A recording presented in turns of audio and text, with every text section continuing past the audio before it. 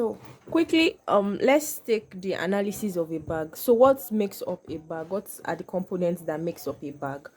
Okay, so a bag, a typical bag like this, as like this bag now, I'm going to analyze it for you. So this is the front of the bag. This is the front. That's from here to here is the front. From here to here is the base. From here to here, right? From here to here, all this, that's the back of the bag. This place where the handle sits, this place, that's the top of the bag.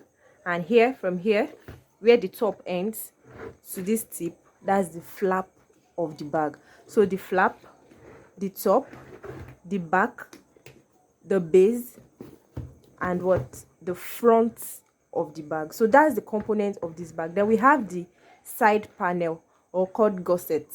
It means side.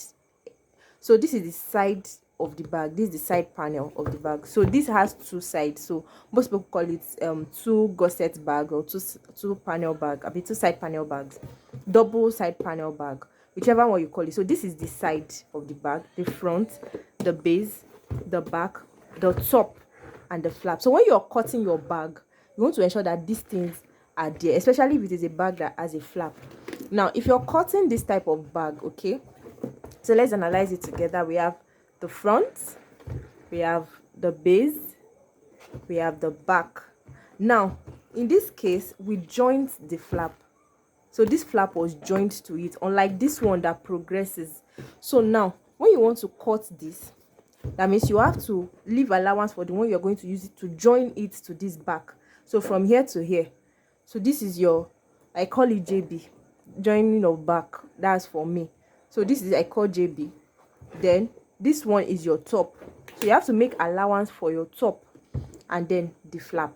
Okay, so the measurement, the way you measure this, or the way you analyze this bag, is different from this. So when you see a bag online and you want to make, and you want to watch out, oh, was the flap joint or it is continuous? When somebody is sending you a bag, please, can you replicate this bag for me?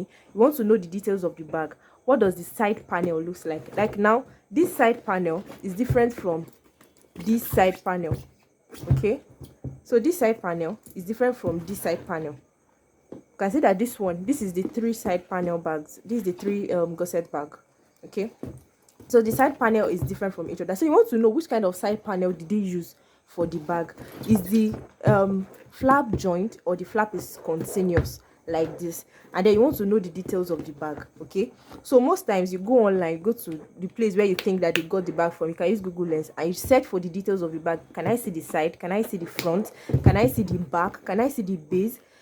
Just to get the details of the bag. And if you are making a bag off your head, that's a lot easier. You could just decide to use whichever of them, and you can decide to use whichever gusset that you want to.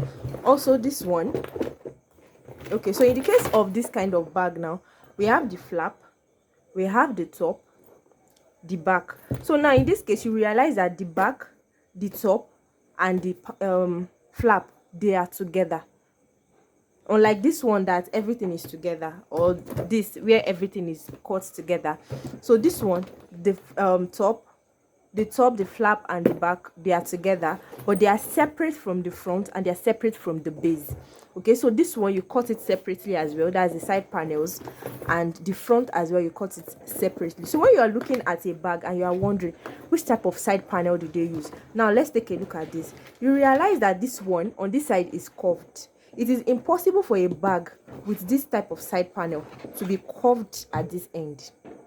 It is impossible. So when you are looking at a bag, maybe it's only the front view that you can see. If you can see the front view, you can quickly guess the kind of side panel that was used. Like, I think this bag is continuous to the other side. Then if it is continuous, then that means it is the two side panel gusset that they used.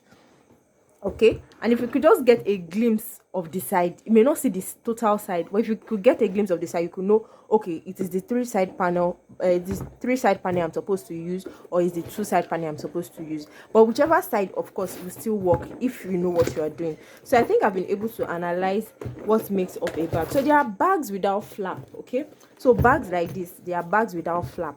So this is the front, or whichever one you call the front. You can also call it the back. The back, So the front and the back of a bag, they are usually the same shape. Most times they are usually the same shape. So the back, the front, the side, so this is just one side continuous, and then you have the zip panel. So if a bag is not going to have a flap, right, then that means there's nothing covering the top, and then the basic thing that is going to cover the top is just going to be the zip panel. So it's the zip panel that is going to cover the top of that bag. So most times when a bag does not have a flap, then there has to be a zip panel. If there's no zip panel, there will be something to lock to secure that bag, maybe magnet that you can clip at the middle like this, and then you have locked that bag. So for this bag now, it does not have a flap. So this is the front, the base, the back, and you have the top, which is usually your zip panel or whatever thing that you're using to secure and to hold your bag. And then we have the D-ring holder. You can decide to put this anywhere you want, and that is basically your choice.